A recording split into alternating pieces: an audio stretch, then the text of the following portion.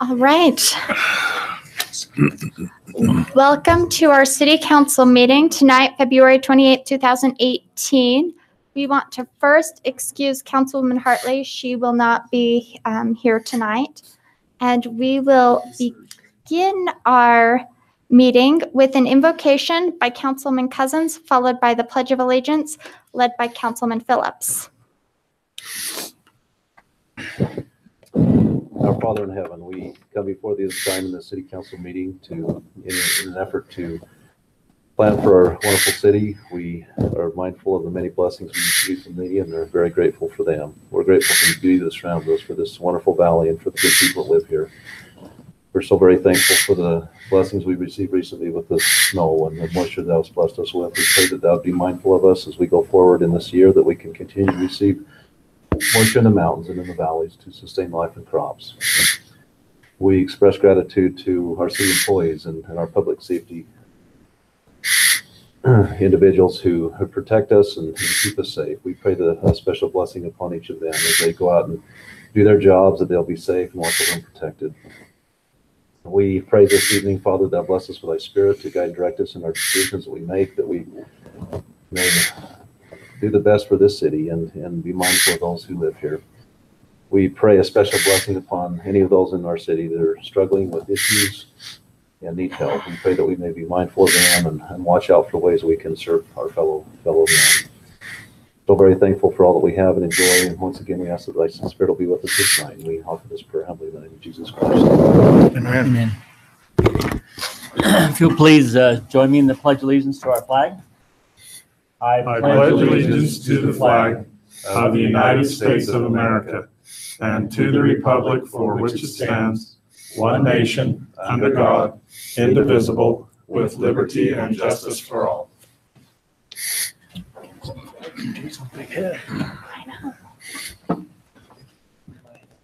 All right, we will now move on to our agenda order approval, and this will be both for the City Council meeting agenda and the Municipal Building Authority meeting agenda, which will follow council. Are there any items that the council would like change from the published agenda? And if not, can I get a motion to approve? Move to approve the agenda. Second. All in favor? Aye. Okay, we'll move to council business. I don't want to steal your thunder, but I want to thank Ben Sowards for this beautiful artwork that we've had here for so long. It has been a great addition to the council chambers. And I know it's coming down and we're rotating, but this has been just marvelous to have. I'm wondering if it'd be possible, maybe when they change them out, if the artist is available to come to the meeting where the first time it's up, so we can acknowledge. Or They did that with the first artist. Eric. Oh, I'm sorry. There you go. The first display. This is the second one we've had. Right. The first one, the artist came the first night. Right, I remember Eric came. Yeah. I don't. I think Mr. Sowards was invited but declined his invitation. Oh, Humble guy. I'll get on. Yeah. But we He's a do, good guy. right, I do send them a thank you letter and great. all of that for letting us display their artwork. This has been a great addition.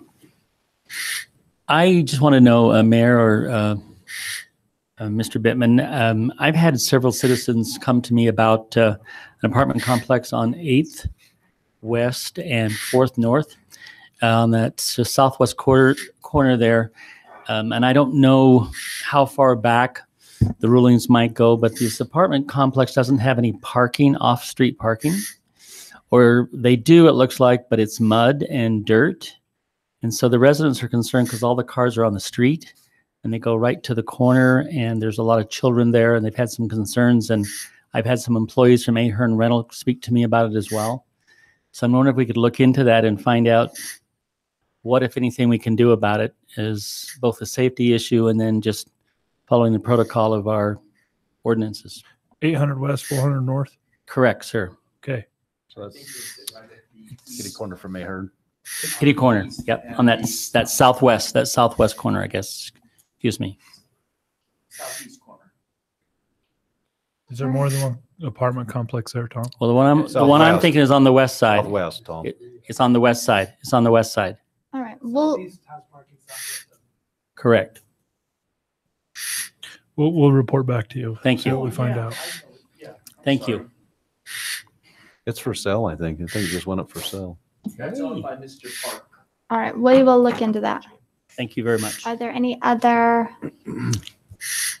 comments by I have a the, question, Mayor, about our, where are we at with our RFP on the sewer, on the wastewater treatment plant effluent, as far as ideas on that? Have we, Jonathan is well, I was the first author, and then Jonathan threw away everything I wrote and rewrote it. Jonathan's is way better than mine, so go ahead and let him know where we're at. Yeah, it's currently out for consultants to put together proposals. We're supposed to receive the proposals back in about 2 weeks, I think on March 16th. And then we'll review the proposals and then come to the council with a recommendation for consultant. okay, thank you. all right, is there anything else?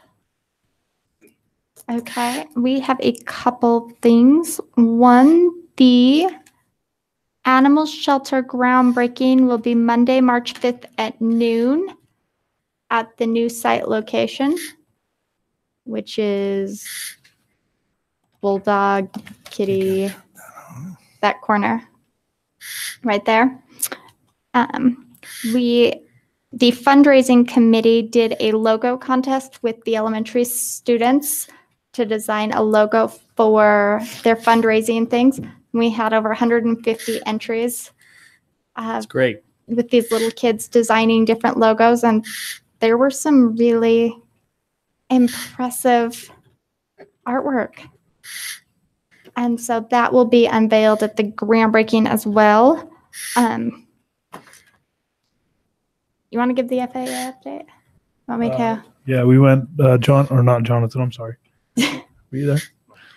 Ryan and Jeremy and the mayor and I went over and talked to the FAA last Thursday. We're still on track for the airport rebuild next year.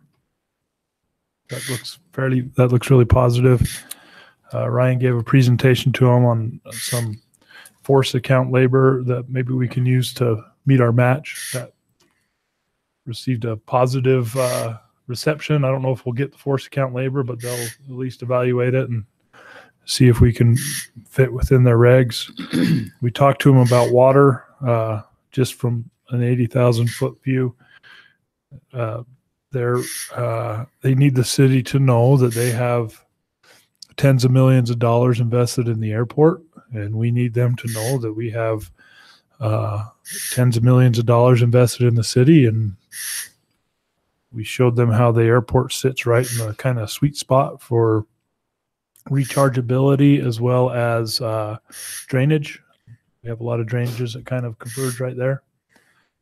I think at the broadest perspective, they're willing to work with us and listen to us if we're willing to help mitigate wildlife impacts to the airport.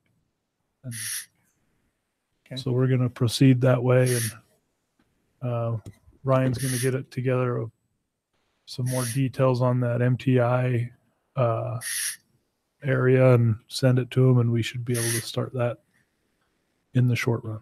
So, Jeremy, just a question on when we put some water in Smith's pit this year, did you guys observe much activity there or with birds? Sorry to make you it up.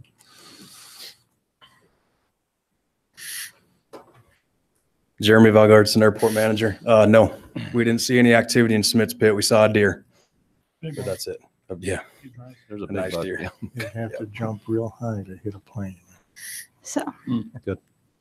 And the FAA suggestion was to monitor it for 2 years to fit it in the plan. They kind of had the same suggestion with this one, is to keep an eye on it, bring the wildlife biologist in and write the plan accordingly. And once that water was shut off, I think it was probably 40 feet deep, and I'll bet it was gone in 3 weeks. It's totally. That's part of the information we're going to get back to them. We're going to tell them, look, this is how quick we think the water drains out. Mm-hmm. We're not going to use these ponds year round. They're going to be filled when there's water available. And when the farmers are taking all the water, we won't put any in. They'll drain, they'll be empty.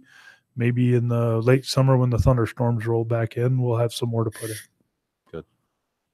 Did that seem to help when you told It them was that? a really positive, get everybody on the same page. Good. Meeting. Well, thank you for doing that and making the trip. That's really good. I appreciate that. And as you know, from my standpoint, I know everybody does. We got home at 11 o'clock in the snowstorm, and Jeremy jumped in his truck and went out to the airport and plowed snow all night. For Cyberjet, once a year. Yes. All Keeps you right. young, Jeremy. Okay, there were those. Okay, we will now move on to staff comments. Are there any? Yes.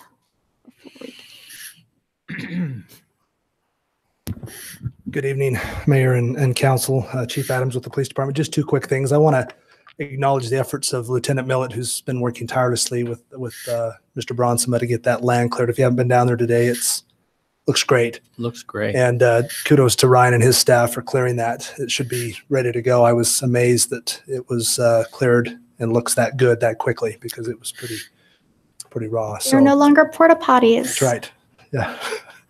And then also just something that maybe you're aware that some of these things that occur behind the scenes that don't get noticed. But a couple of weeks ago, we were notified that our youth detention center was going to be cut and completely closed down. And that included the youth services it provides, programming in the community. And JJS had made that recommendation to the legislature based on a main criteria. And that was if you had more than one in any judicial district, that was probably a good reason to cut one. And since we have three, one in Purgatory, Hurricane, one in St. George, and one here, I don't think they took into account the traveling time that would take and the burden that would place on law enforcement. And so we were able to rally together, and kudos to our senator and representative who took the lead and worked with Jill McKinley and got that off the chopping block. So we're safe. It seems like every few years they put that up again and want to attack that. And it's such a valuable resource to us and to our youth. And so I just wanted to publicly thank them and acknowledge their efforts in saving that for the foreseeable future. So Thank you for letting us know that, so we can also thank them as well. yes, of course. And thanks again for taking the signs down, Chief. Yeah, absolutely. Let them know about Dane. Oh, sure. So, you know about Officer Glazier. I think I've educated you on his efforts. And I nominated him for an award. The Utah Chiefs of Police have a conference every year, and they pick one officer from the entire state. In the small city, that's 0 to 25 officers, the medium-sized city, that's 25 to 50, and then the large 50 and up. And he was selected for the medium-sized agency. He'll be honored on March 28th for the state of Utah for his efforts in our drug combating, and I'm very proud of him and well-deserved. So we'll bring that back once he's done that, and hopefully put him in front of you for some more recognition. So thank you. Great. Thank you. He's a good guy. All right. Are there any other staff comments before Jason's?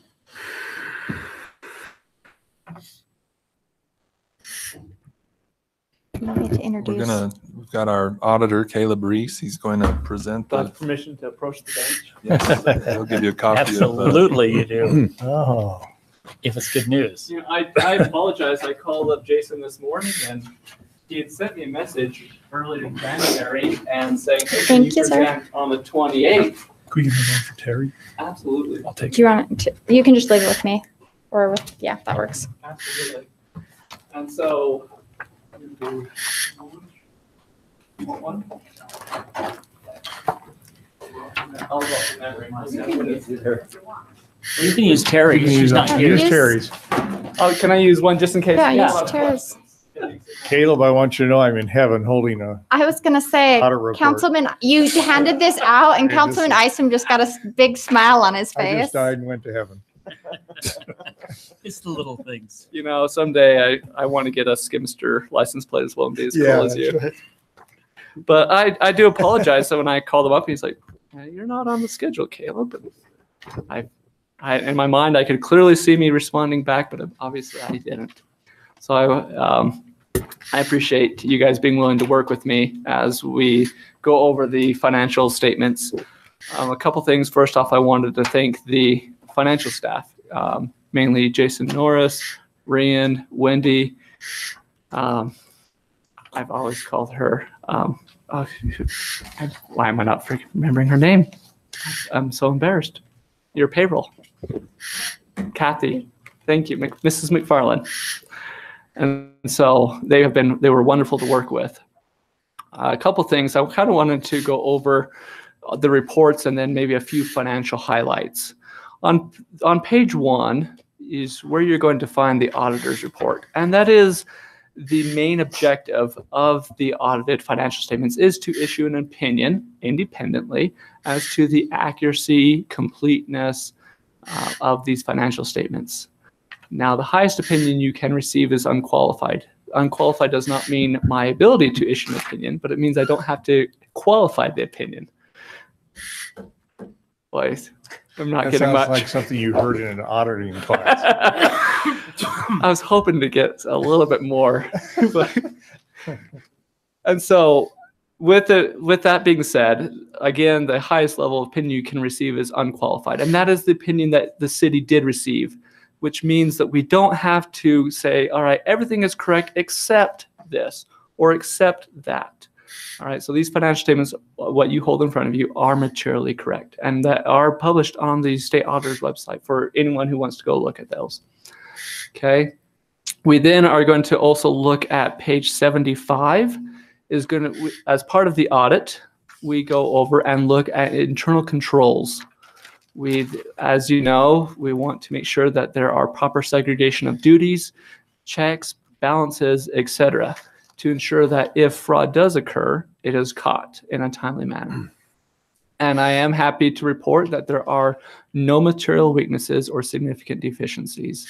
So that means that there are enough people involved in the process to ensure proper segregation, checks, and balances. And so that's always nice to have a clean opinion there. The next one we're going to look over is just 2 pages behind that, page 77. That is going to be the report on the passenger facility charge and the single audit.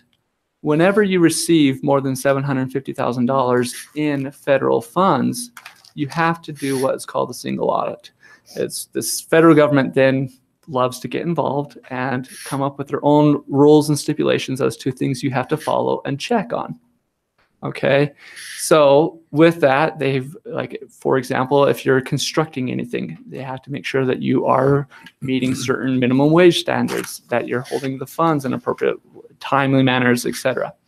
Again, and then when it comes to the passenger facility charge, those reports have to be reconciled. And that has been an issue in the past, but I'm happy to report that it has been cleaned up for this year. And so again, no findings. So we like this trend. And then on page 85 is going to be the report on state compliance. Every year, the state auditor has a list as to what they desire independent accounting firms to come in and look at. They want to make sure that you are staying within budgets, that minimum fund balances, that you're not exceeding those and hoarding money, etc. They have their list of things that they want us to look at.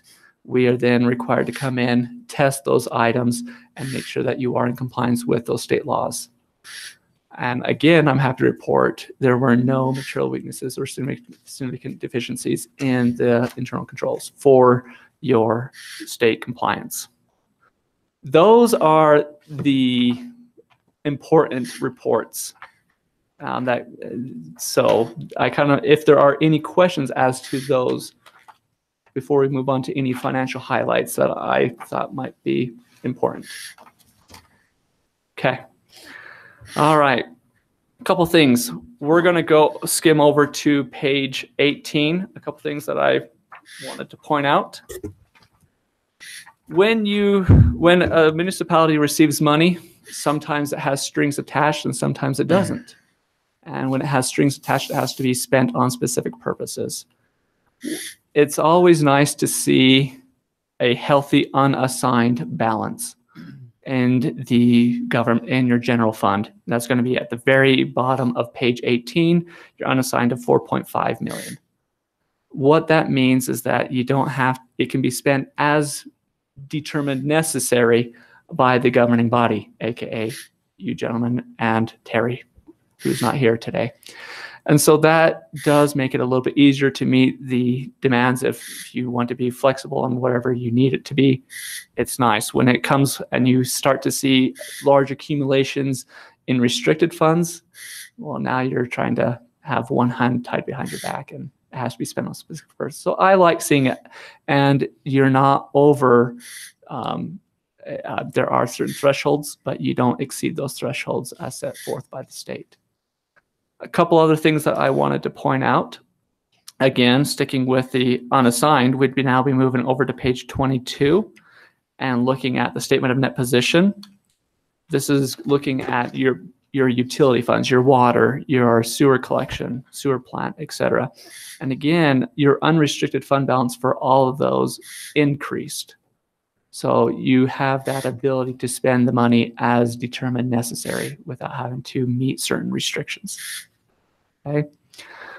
A couple other other items I wanted to point out on page, let's see here, 24. This is now looking at your statement of revenues and expenses and changes in that position.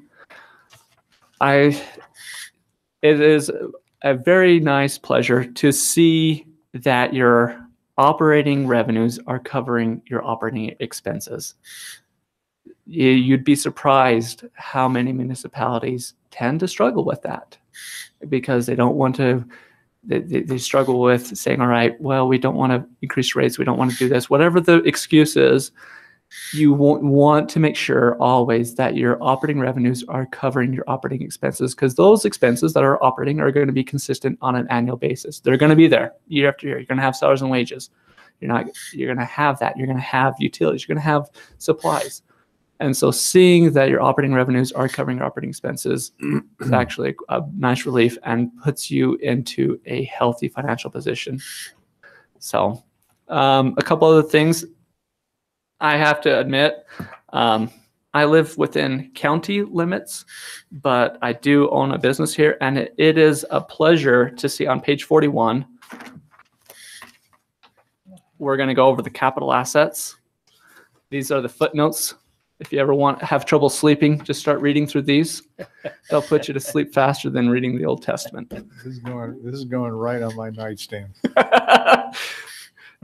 I've also thought about, putting like a mouse pad on the back probably so you not can kidding. start. Exactly. That's what scared me. Sorry.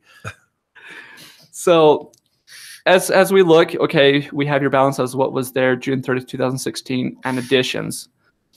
I love to see the amount of money that is going into the infrastructure. Just for the governmental activities, there was $12 million put into infrastructure between land, buildings, equipment. I love to see that. As a citizen who owns a business here, I like to see that the infrastructure is being maintained. If you turn the page, you see it for the business type activities, which are going to be your utility funds. Again, $5.5 million put into infrastructure. I appreciate it. And so therefore I wanted to at least vocalize that and bring it to your attention as a potential highlight. Is that in addition?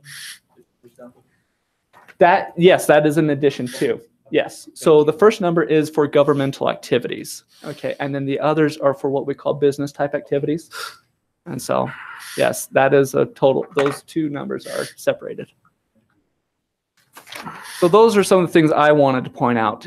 I would also encourage everyone to at least read the management discussion and analysis. It's the first about 12 pages of it. It summarizes the remaining 80 pages.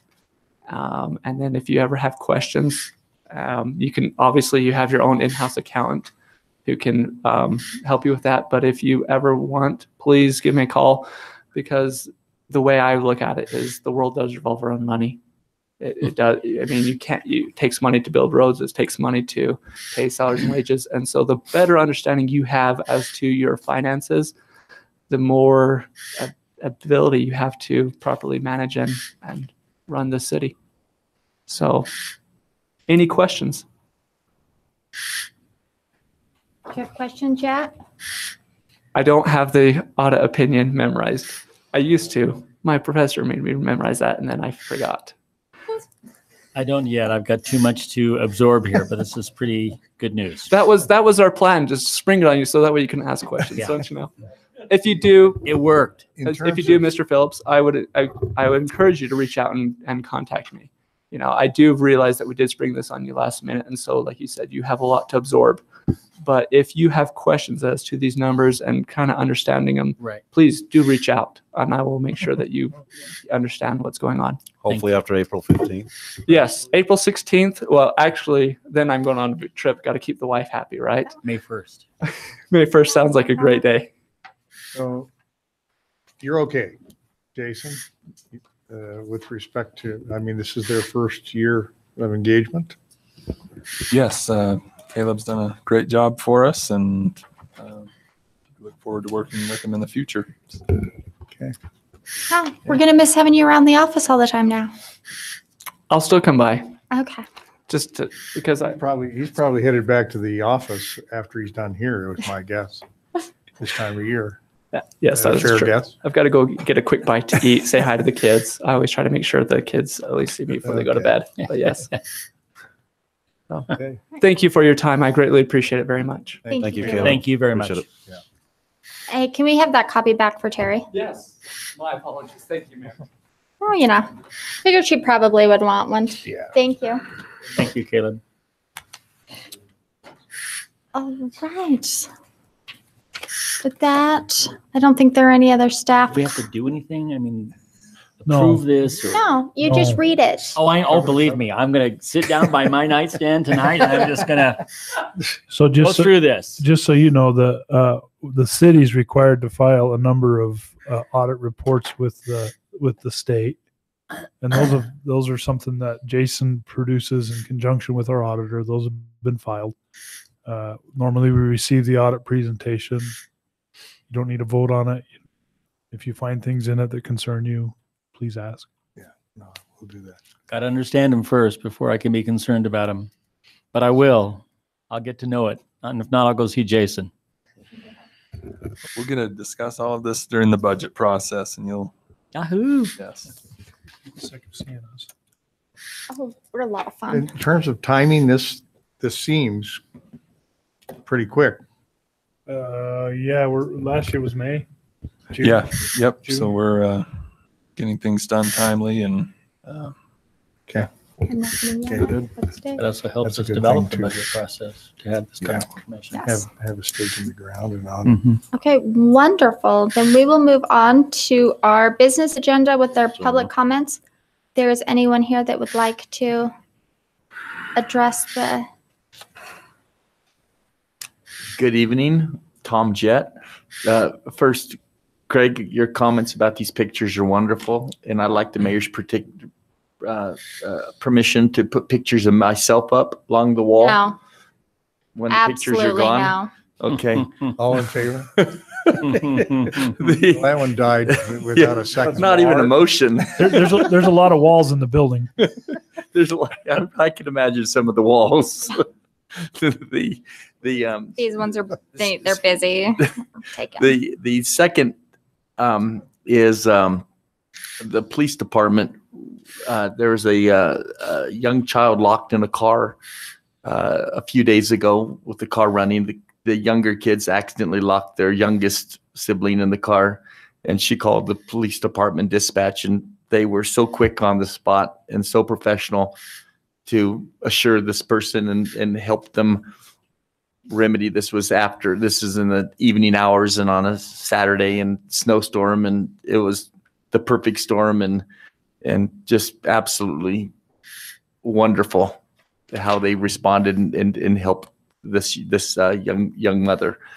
The third thing is, I noticed one of our police cars when they were leaving, they were slipping and sliding all over the place, and they had a pretty rough time of it. It was one of our, I'm not sure, Challengers, one of the 2-wheel drive cars.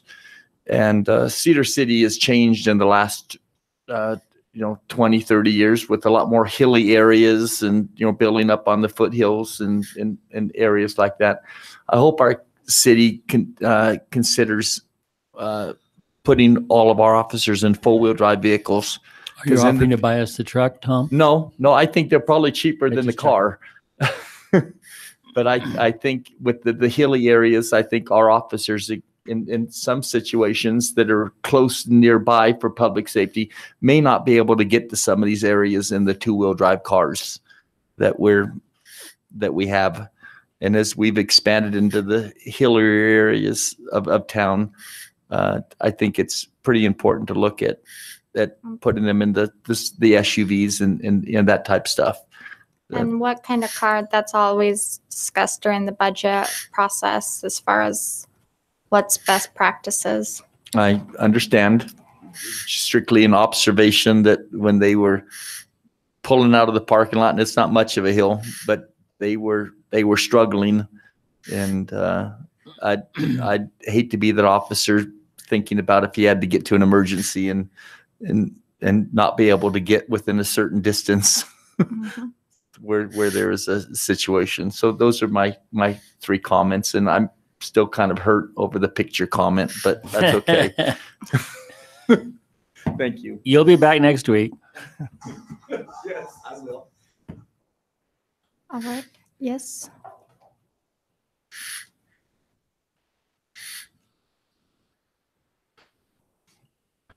My name's Robin Haight. I'm here to voice a concern over censoring information that goes in on the internet from live feed to the internet from this public meeting. That someone turned off the meeting from February 14th, so you show 3 minutes plus. So I think you ought to look at who controls your on-off switch, who censors your information and makes it unavailable to the community. I think we have a right to know, and we have a right to participate. I'm just offering that as a word of caution or suggestion, and that the minutes that you're going to vote on later in the meeting reflect what actually occurred in that meeting on the 14th. So please help that all citizens in this community can participate as much as possible and don't limit their access because of somebody flipping a switch when they said over there controlling the buttons. Any questions on that?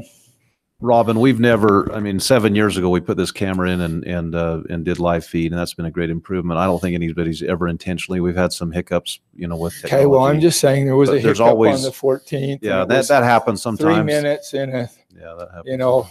plus 30-minute thing, and it seems to happen when there's controversial subjects. Well, there's and- recordings of the meetings. You can always go back to that. I can do lots of things, but I'm just saying, I'm asking that if it's a live meeting and it's a live feed, that whoever controls it can't just indiscriminately turn it off and eliminate unpleasant conversations. Sure. I 'Cause think that's what fair. happened. I think So that's fair. please fix that if you can. All right. Make sense? We will make sure that the cameras are working and It's been a Thank lot you. better, I think, since we've been doing it to YouTube. I think it Yeah, goes right. that- It when hasn't we been a lot better swi- since. Okay, well, when did we you check switched YouTube the- in the last few weeks? I get enough at the meeting, so I don't go back and watch it again. Okay, well, sometimes No, I review it. to Robin, see- I did have someone tell me that the February 14th meeting, they only had about 3 or 4 minutes. That's I right. don't know, but I did hear So that who as well. controls the switch so on that? something might have happened with that one, but the others, Who can turn it off? the recordings are over there in the closet. And so none of us can get up and Why go. was there turn them. 3 minutes to The start live with and then feed it was cut? video could have cut off because Wi-Fi went down or something different. I don't know. There's a lot of different Are reasons. you sure there's not a switch over there that can be altered to accommodate that? No, there- Yes, there's I'm not. pretty sure nobody intentionally did it. All right, just curious. Okay, Thank thank you. you. Thanks, Robin. All right, are there any other public comments? If not, we will. Okay, we'll move on to our consent agenda. Item number 1, approval of minutes dated February 7th and 14th, 2008. Approval of bills dated February 23rd, 2018. Approve local consent for alcohol license at Denos, 301 South Main Street. Approve vicinity plan for the Falcon Ridge PUD. Approve final plat for Sycamore Trail, Phase 3 PUD However, we do have one caveat to that item. What I'd ask if the council approves it, it just be done contingent on me receiving the letter of credit. I will hold on to the plat and make Oh, sure that still hasn't arrived yet? No, there's a holdup with the appraiser with the bank. So that can be, So we can say that. it can be on there, but Contingent with upon the receipt- contingent upon receipt that. Letter of credit. Okay. Mhm. Item number 6, approve transferring property at 1303 West Kitty Hawk Drive from Cedar City to the Cedar City Municipal Building Authority. Approve bids from John Orton Excavating in the amount of $112,162 for the Haslam Avenue Water Line Replacement Project. Approve Western Rocks contract for the airport ramp reconstruction, AIP 33. Approve the TSA terminal lease. Approve restoration of sick leave for Officer Clint Pollock. Move to approve with the one contingency on item 5, for the letter of credit receipt. Second. All in favor? Aye. Aye. Okay, wonderful. Okay, we'll move to the action agenda. Item number 11, consider resolution approving the Municipal Wastewater Planning Program Annual Report for 2018. This was our report Eric gave last week. Where's Eric? You did such a good job last week. I'd make a motion to approve. Second. All right, we'll do a roll call vote. We'll start with Councilman Adams. Aye. Aye. Aye. Aye. All right, great. Item number 12, consider property disposal exchanging city property in the vicinity of 1000 South Cove Drive for Sitla property in the vicinity of the north of the Fiddlers area.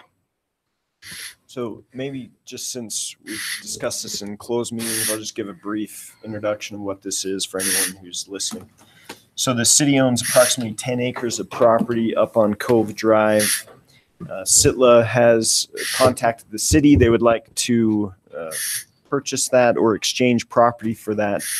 They have proposed trading us 40 acres of property that's located north of the Ashdown Forest, Fiddlers area. So it's a 10-acre for 40-acre trade. The comparables, we had appraisals done on both properties. The appraisal for both comes out about equal. There's also a deed on half of that 40 acres that would limit it to recreational use. Yeah. And we'd also have access to this property as well. Right. Are there any other comments or questions from the council related to this item? Move to approve the exchange. Second. All in favor? Aye. Okay. And now the highlight of the meeting. The year. You were like the highlight of the year. You have topped Jason being the highlight of the year. It's early. I'm 2 months in.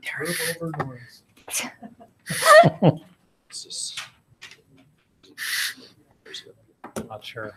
That one up there usually works, Tyler. Just push the arrow key. Oh, All right.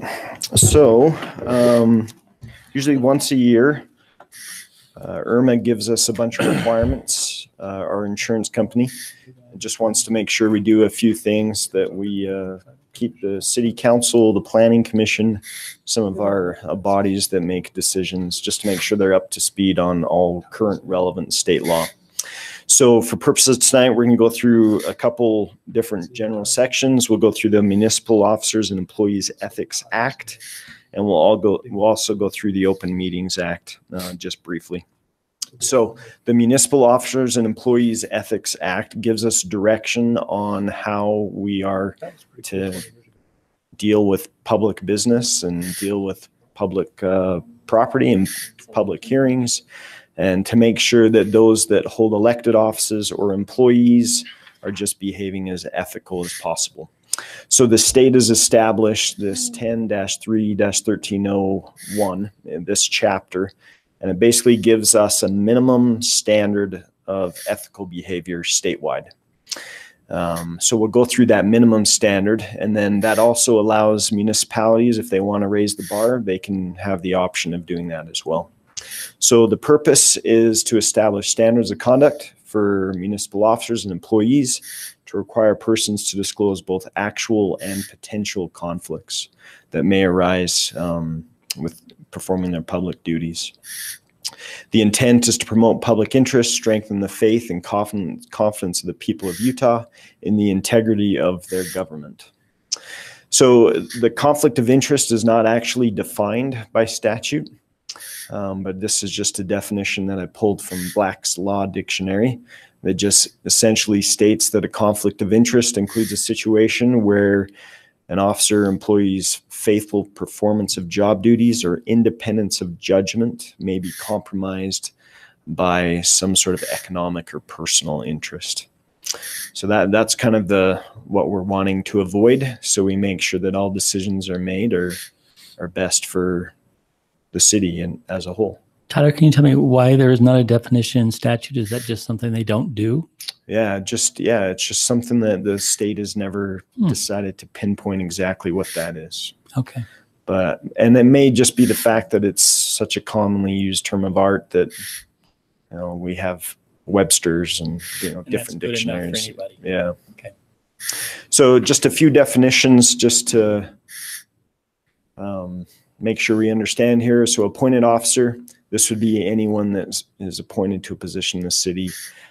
Could be someone on the planning commission, board of adjustments. So that involves that. Then we have elected officers, which would be, of course, the city council and the mayor. And then we have municipal employees, someone like myself who works full or part-time for the municipality. So we're going to go through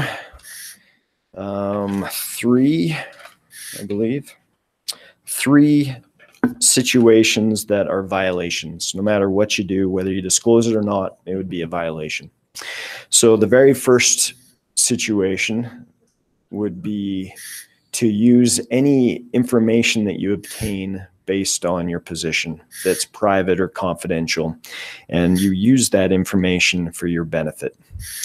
So I don't know off the top of my head if I can think of an example, but maybe someone on the planning commission, if they got some information on a development that was coming through and for some reason that was private and hadn't come out in the public meeting yet, and they used that to their benefit to benefit themselves economically, well, that would be a violation.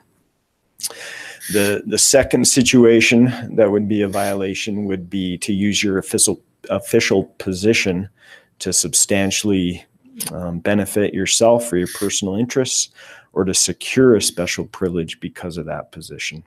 So you can't be throwing your weight around to try to gain benefit because you're a city employee or because you're an elected official.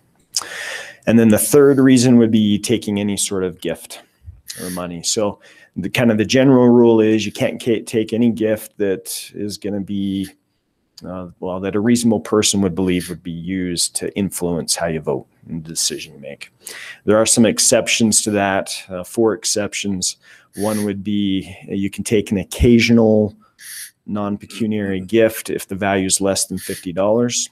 If you get an award in recognition of your public service, that's all right. If you get a bona fide loan that you're not getting any advantage on the interest rate or anything like that, it's just a standard loan, that's fine. And then lastly, if you get a political campaign contribution. So those are the 4 areas where it's okay to take a gift. Other than that, you're going to want to make sure that you don't do that. You stay away from that. Can you could you explain the political contribution? Because I know many of us receive them when we're running for office. Yeah, so that's fine to do that. And the state has recording requirements for that. So you need to make sure you follow those recording requirements. Yeah, but that would be an exception. Okay. Yep. All right, so now we have 4 additional categories where the state law views that as a conflict, but you need to, if you disclose, then you overcome that conflict. So the first... I've got to ask one more question. I'm sorry. Yeah. So on the 3 sort of violations you say that never work, yeah, who is responsible within the municipality to to carry out those if there are violations? Is it the police department? Is it you as the attorney? Who is Yeah. responsible? Yeah, so if there was an allegation of violation, the state has set up a commission where the allegations would come before this board. This board has quasi-judicial power where they could subpoena, they can get records, and they can hold a hearing. And if they determine that there was a violation, they would then refer that to the county, the county attorney, to look at prosecuting it. Okay, Yeah. thank you. And I'll go through some of those possible sanctions that could fall in place. All right, so the first category here is compensation for assistance in a transaction involving the municipality.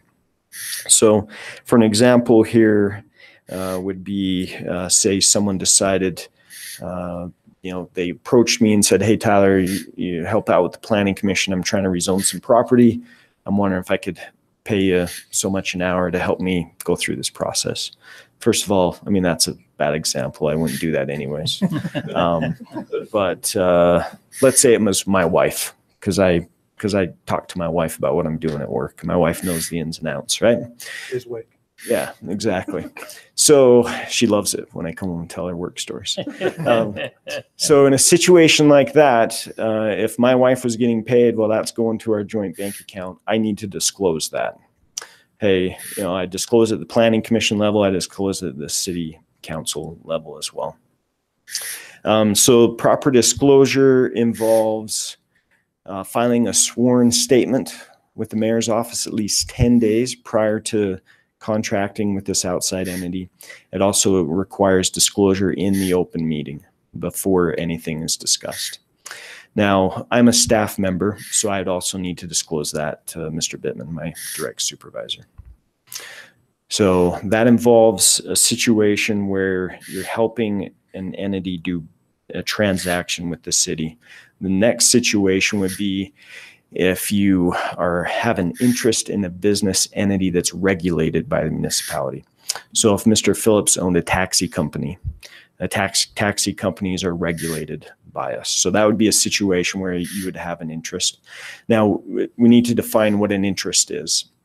So the code says you have to have a substantial interest. And what that means is you have to have more than 10% of an interest, either personally or your spouse or a minor child. So under those three situations, you would count as having a substantial interest. And if that was the case, and the business was being regulated, then you would need to disclose the nature and value of your interest. You would do that first, immediately when you're elected.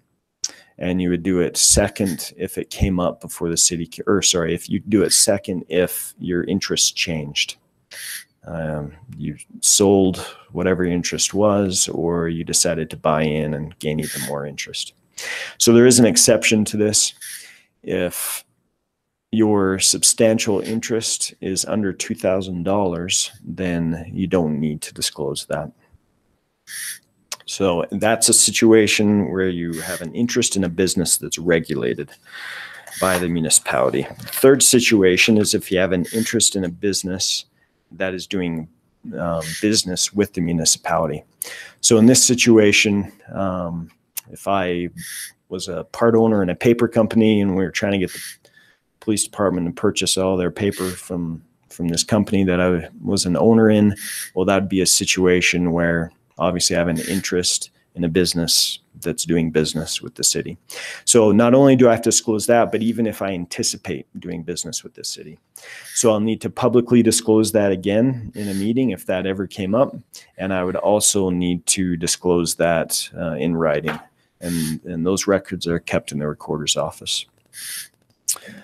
So Tyler, I have a question. So, so I own some storage units around my shop, and the police department, they've rented one of my units for way before I was elected, but I don't know that I've always remembered to disclose when we approve the budget that they rent a storage unit from me. Is that something I need to try to remember to do? Or I mean, I've brought it up a couple of times, but I don't think you would need to disclose that budget time, but I think it would be good to have it in writing, just in your file. I think it is, maybe, right? I don't know. There's an Probably, ethics disclosure form that We folks filled, fill out? yeah, we filled those out. Shows all your business interests. Probably ought to look at that. Just Yeah. make sure that that's up to date. If I think it was. I think I did it initially because it was when I got elected 7 years ago. It was. I think I brought that up. Anyway. if for some reason that matter came before the council, the chief was looking at cutting costs and going to a different provider or something like that, yeah, we'd want you to disclose it then. Yeah. All right. And then lastly, and this is kind of the catch-all, this would be an investment creating a conflict of interest with your duties.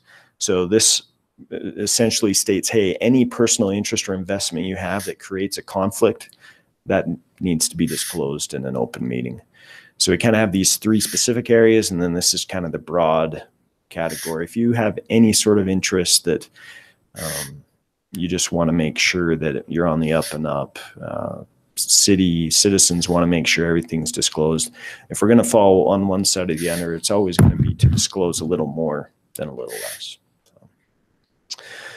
All right, now the penalties. So anyone who induces you to try to violate the ethics acts or me could be punishable by a Class A misdemeanor. That's up to 1 year in the Iron County Jail. And then if you or I were to intentionally violate this act, then these are the possible penalties. If the assistance or the compensation we received is over $1,000, it'd be a second-degree felony. That's punishable of up to 1 to 5 years of the Utah State Prison. A third-degree felony is 0 to 5 of the Utah State Prison. And then a Class A is up to 1 year in the Iron County Jail.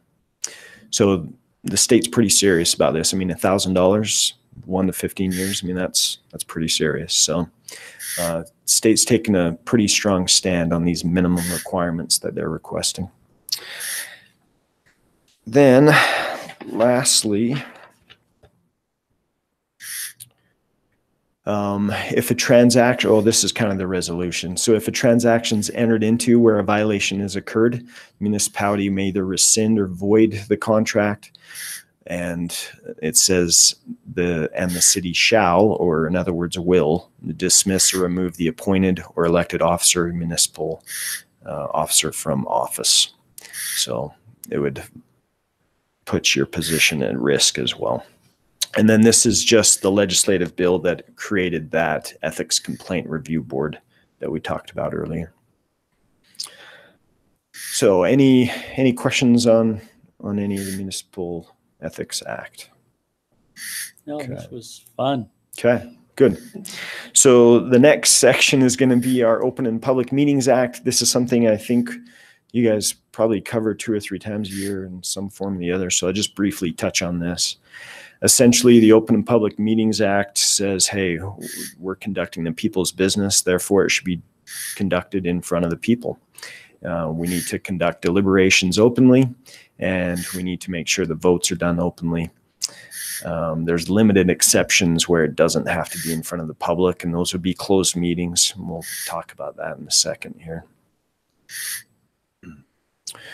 So who's subject to this law? Any administrative, advisory, executive, or legislative body consists of 2 or more persons. Now, what is a meeting? So this is important. So a meeting is the convening of a public body with a quorum present. Quorum would be a majority, whether held in person or by electronic communications, with the purpose of receiving comments from the public or acting in a manner that the body has jurisdiction over. So if you're going to do public business and you have a quorum present, it has to be, that's a public meeting, which means additional requirements kick in. So it's not a meeting if it's a chance meeting, you know, out in public, or a social gathering. That's not a meeting. But if that chance meeting, you have a quorum present, and then you start talking shop, well, all of a sudden that has just transitioned from a chance meeting to a public meeting. So we need to be careful about that. We covered what a quorum is. So if we're having this public meeting, it has to be open to the public, has to be proper notice that's provided. Tyler. Yeah. Question. Yeah. Facebook. Yeah. When we have an issue and it ends up as a Facebook discussion discussing policy or an issue that will be voted on, and you have multiple members of the public and of the council and of everybody else chiming in on how has that been defined? Right. I don't believe it has been. That's a good question. You're not going to be able to take official action on Facebook, so I think we're fine there. But the issue that I'd have concern about. I'm sure Facebook's working on that. Right. Yeah. If Facebook could let you We just vote, click a thumbs up. And, Right. Yeah. Yeah. Get the premium app. we'll use it. I haven't, the dogs, when we were talking about dog ordinance, we all love pet ordinances. That one was a huge one where even community members were tagging council members to ask their questions and opinions and get insight. And there were all sorts of debates and discussions. Yeah. And so again, I think it would come down to that quorum present. So if the Facebook is a conversation one-on-one, then I think you're fine.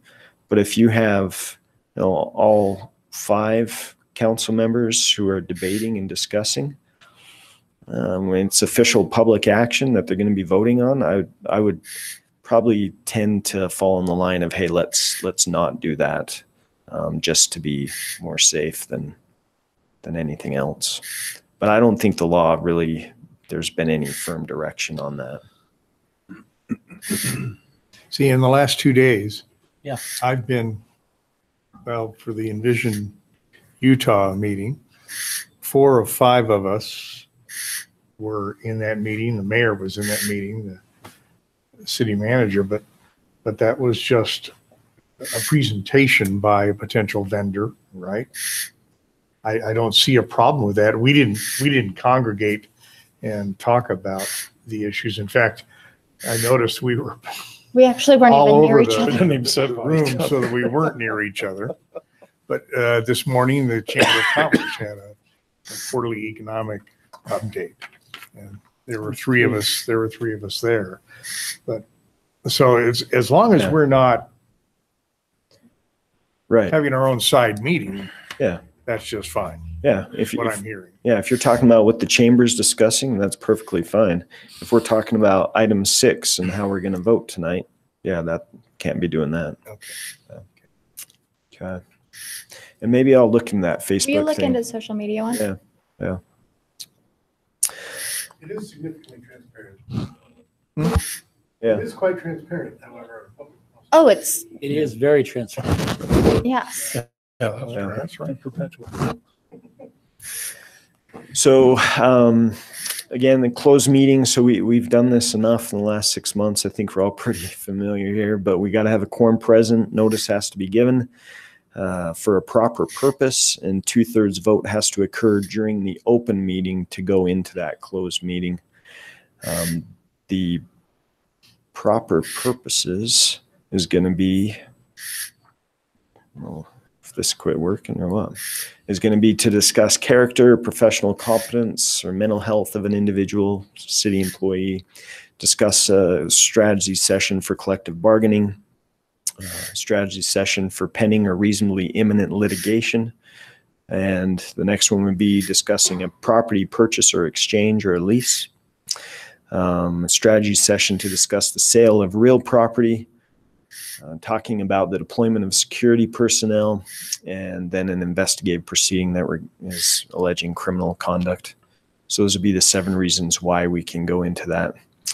What's forbidden during a closed meeting? We can't approve anything, whether it's a resolution, ordinance, hiring someone.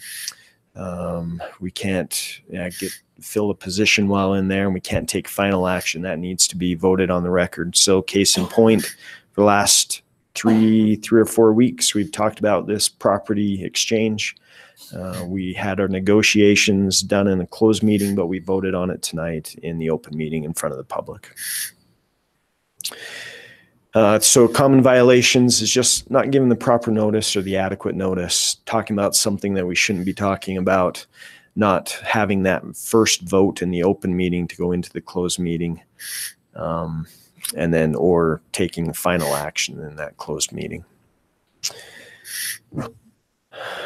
So if we were to violate the Open and Public Meetings Act, we'd have to redo the meeting. If we were sued, we could have to pay for court and attorney costs. And if there was an intentional violation, it could result in a Class B misdemeanor. I don't know exactly who would fall on the sword for that Class B misdemeanor. I think it's the junior member of the council. That's usually how that goes. That's a very good point. Yeah. So any questions on that? None whatsoever, sir. Thank you for your Thanks. time. Tyler, will you email that out to all of us so that Terry also gets a That was copy? quick. That was good. No, Okay, wonderful. Thank you. any Yeah. commission as well. Can we get CLE credit? Yeah. It's just for you It's you're talking about. to know. All right, and with that, can we get? Sorry, I forgot to mention one thing. Oh, So one thing I forgot to mention, when we went through the Municipal Officers and Employees Act, I talked about how that was the minimum standard.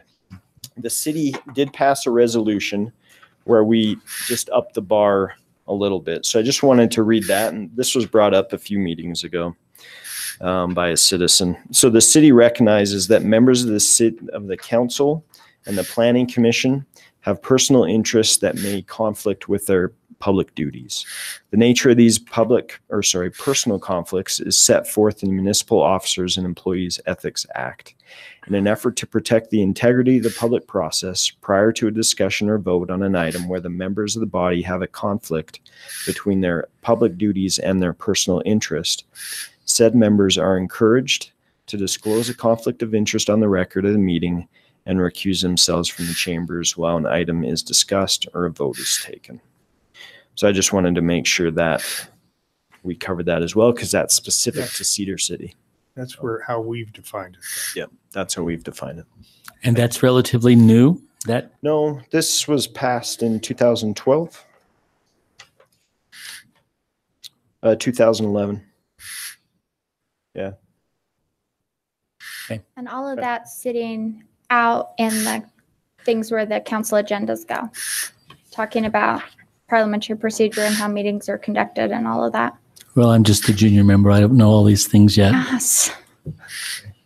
All right. Are there any questions, comments, concerns? And if not, can I get a? I move that we move out of this meeting and move into our municipal building authority meeting.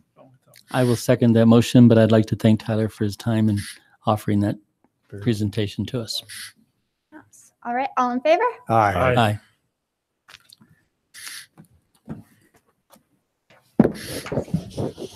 Okay. Got pretty much the same thing. I went to the League of Cities and Towns offered that thing, and I went down to that training in December, and He's really good. What's his name? Church. yeah, He's a lot of fun. He's good. He's really good. He's awesome. he was in Logan. This is all over the video, but it's good. Like him. He's So- one of my favorites. See you, Take Jeff. care. We'll see you Monday. Yeah. Hey, I tried to reach you. I need to have your contact information. Will you share it with me? What's up? That's not Will you just sign it on there for me? I was going to try and reach you to make sure you knew about the groundbreaking. Oh, God, that might be. Not the way he's doing it now. We need what's his face back that gives us each one. I'm not spending a year in jail. That's okay with you. Well, when I was first elected. You know how to reach me, so I want to know how to reach you.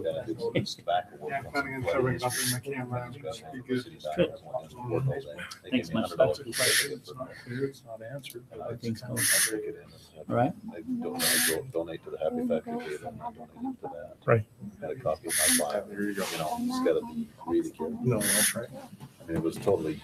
Now, see that one. I know that can't be Sure. appreciate it. Thank you so much. You're right. Okay, we'd like to call our municipal building authority meeting to order for February 28th, 2018. We have two items on the business agenda. The first one is the approval of minutes dated February 7th and 14th. Move to approve those minutes. Second. All in favor? Aye. Okay, item number 2 is a public hearing to receive input from the public with respect to the issuance of lease revenue bonds for the purpose of financing a portion of the cost of constructing an animal shelter and related facilities and any potential economic impact have the project financed in whole or in part with the proceeds of the bonds may have on the public sector. So you want to lead into that? So yeah, this is the bond for the animal shelter. This is the next step in the bonding process where we've published it for a public hearing. We've given the public an opportunity to come in and tell us what they would like to tell us. This just opens the floor up to them. I think what the bond world is really looking at is they don't want to float bonds for municipalities when the industry we're going in is private industry. Competes with private industry. That's a generalized statement. There's obviously nuances in there. You look around the state, you see a whole bunch of government-owned, operated, funded rec centers, Golf courses. Arguably, those all compete with private gyms, and I don't know if we have too many private golf courses. Well, there's a couple in St. George, but yeah. So that's the gray areas in that general statement. Private wants to run an animal shelter, they can. If private business wants to build the animal shelter. More power. How about it, huh? Yeah. All right. We'll open the public hearing. If there's anybody that would like to address this, you're welcome to come forward. Seems like this is a public-private partnership from the outset, so. Yes. Yeah, with fundraising. Okay, seeing none, we'll close the public hearing. And I'll entertain it. Motion to adjourn this meeting. Motion to adjourn this meeting, and are we done? You can second it. Oh, you made the motion. I'm sorry, Mayor. I forget. Yes, Sorry, I Mayor. forget. Is this something that we just have it? This is just for the public hearing. We don't vote on that tonight. We just, No vote. No vote tonight. This is just to gather information. I second the motion. Do you have other questions? I forgot. Oh. I got to do this. Sorry. No, it's okay. Commissioner Brinkerhoff called me yesterday and he said, would you please voice my concern about adding $1 million to our debt service? And I said I would. So I just stated that for him. That was the most That was the kindest way he's ever expressed that. I think. Yeah, that is exactly what I was like. I don't even have words for how appropriate and nice that was. I put it through my filter. A few filters. Yeah. Brinkerhoff filter. Okay. Jeez. All right. Okay, we got a motion and a second. All in favor? Aye. Sorry. Almost forgot to do that. Can I move to adjourn our regular meeting, or are we done? We're done. We adjourned that one. Adjourned it. All right. Yeah, we're done. We're good. Don't have to do anything more. All right. There's Fair a few enough. of those. Enjoy reading that audit report, folks. That's